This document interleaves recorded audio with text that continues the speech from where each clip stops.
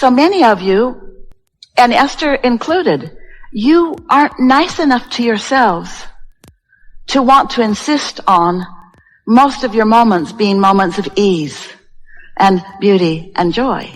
Because somewhere you picked up along your physical trail this thing that you need to pay some price. And really, when you're calibrating to other humans, the more you sweat and the harder you breathe, the more you are revered as those that are getting out and getting it done. You see, most people aren't understanding that you're calibrating to the energy that creates worlds, and you're masterful in your ability to attract, you see. This is what it's about. All of the answers will come to you. All of them. The thing that is really a helpful thing to acknowledge is that because of resistance, which just means, really, it means difference. It means difference in frequencies. Because of that, when you ask a question, the frequency, the way the question feels and the way the answer feels are very different feelings. Let there be a little distance between, if you let yourself just feel what you're feeling and ask the question and get it out there. You've done the work of the asking and the answer is already all queued up for you.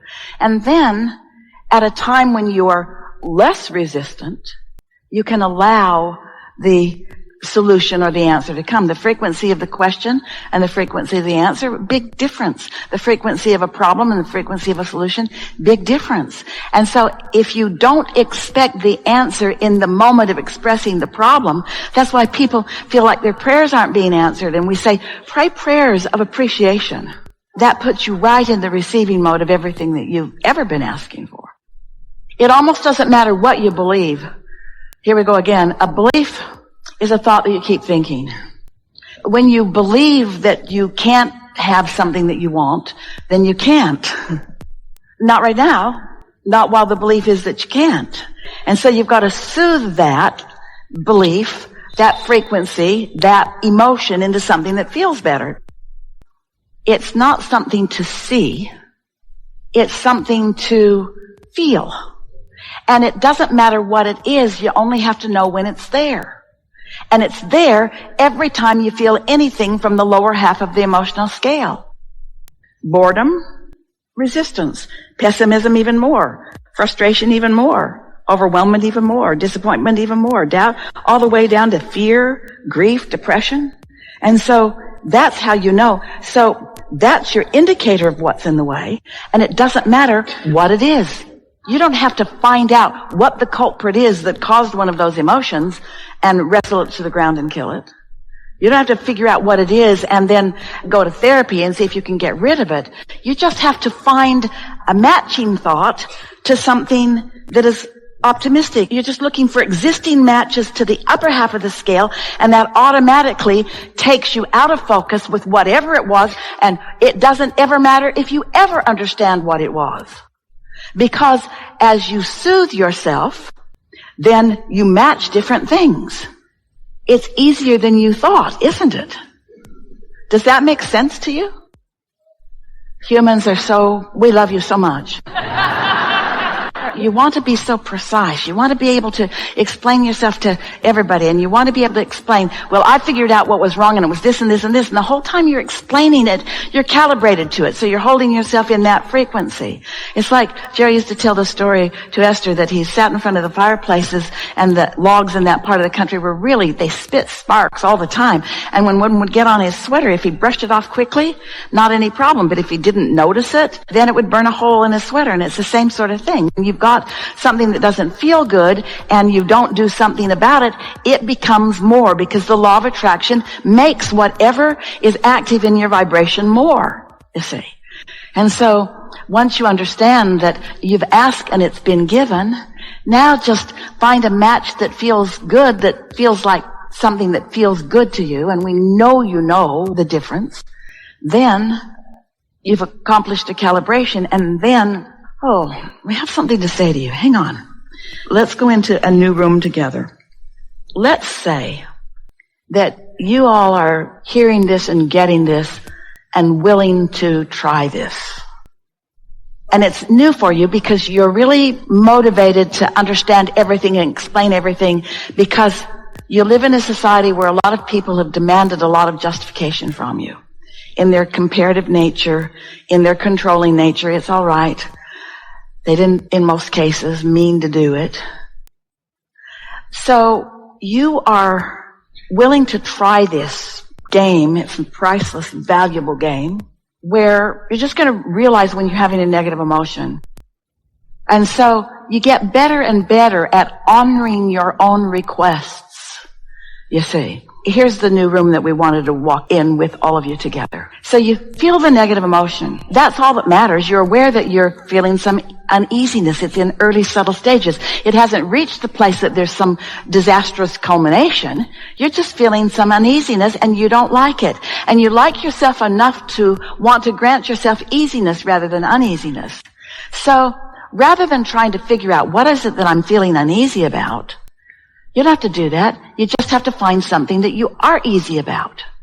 And as you do that, you keep your vibration in this frequency where what you need or what you want is always within easy access to you. That really is the way that it works. Esther used to say to Jerry, she was trying to convince him that he would like to be with her. So she sang, Evita, I'd be surprisingly good for you. She sang, Get on the Bus, Gus. And one of the things that she said that she thought would really appeal to him is, I shine in a crisis. Well, that's valiant. There should be statues for people that do that, right? We explained to her once she started listening to us that the reason she shines in a crisis is because the crisis causes her to focus. And what we're asking you to do is focus pre-crisis. Focus at softer, more subtle. It's easier if you convert those words, frequency, vibrations, energies, even words like resistance, into words like happy, sad, nervous, calm. In other words, your emotions are your vibrational indicators. Your emotions are your guidance system, and without them you cannot calibrate. So this conversation matters. So do you know the difference between being worried and at ease about something? The nice thing about emotions, words don't really teach. And so we can say a lot of words, but the beautiful thing about emotions are that you can feel the difference. In other words, Esther knows when she's calm and she knows when she's agitated, don't you? When you're calm, you're in the allowing mode. When you're agitated, you're not. When you're happy, you're in the allowing mode. When you're mad at somebody, you're not. You are more than this physical apparatus.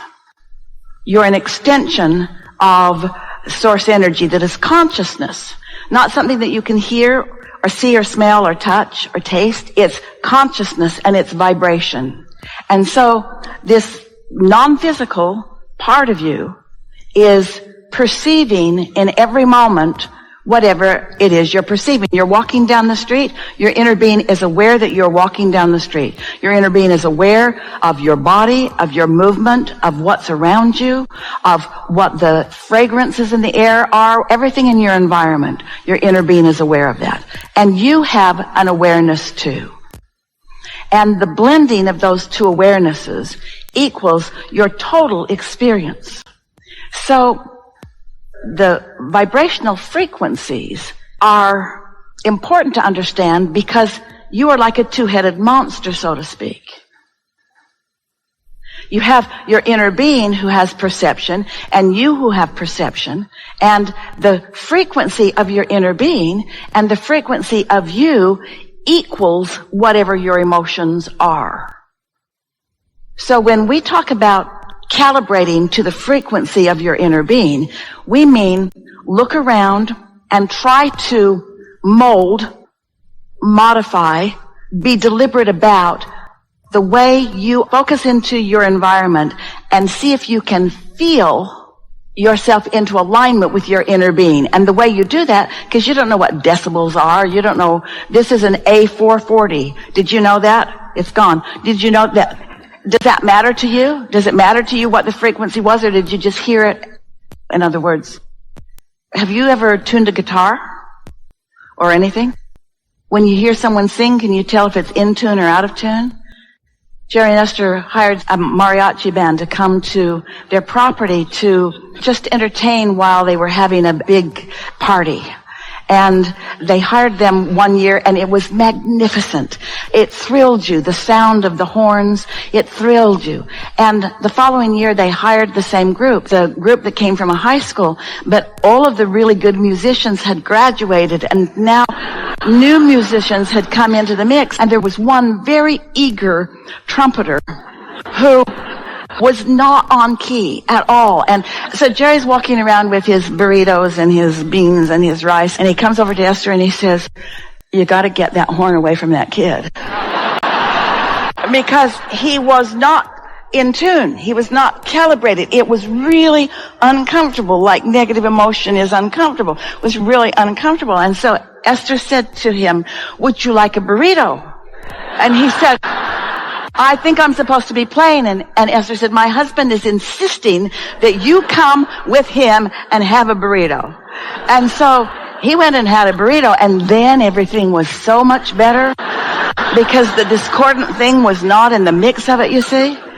And so it's like that. You can hear when something's out of whack, and negative emotion means something's out of whack, out of calibration with who you really are and all that you've evolved to the pure positive being that you are, and everything that your life experience in your physical body has brought you to become. What is the frequency of love? What is the frequency of hate? Well, what difference does it make what the frequency is? Don't you know the difference? What is the frequency of gardenia? Because it is a frequency that you are translating into the fragrance of gardenia. What is the frequency of smooth texture or rough texture? What's the frequency of that? Does it matter? Rough, smooth. Does it matter? Aligned, not aligned. Allowing, not allowing. Yeah? So let's just recap here just a little bit. So, how was that for you?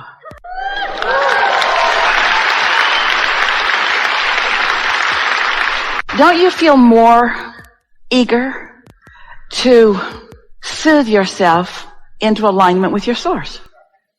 Soothe yourself there. Not prove yourself there. Soothe yourself there.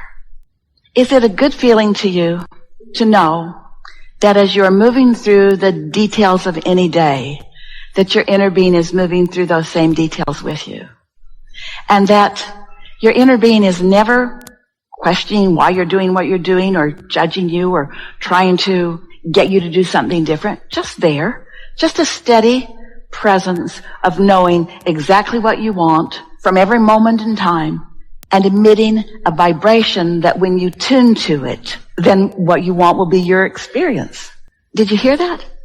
So if you're tuning to anything that feels good, you're covered. Anything that feels good puts you in the vibrational proximity of the person walking down the street who gives you the information that you were just wondering about. Or the sign that you didn't even know that was there, that has been there, but now that you can see it. In other words, everything around you, your world is about to be, just as a result of this little bit of time that we've spent together today, transformed into this magical, responsive, wonderful experience.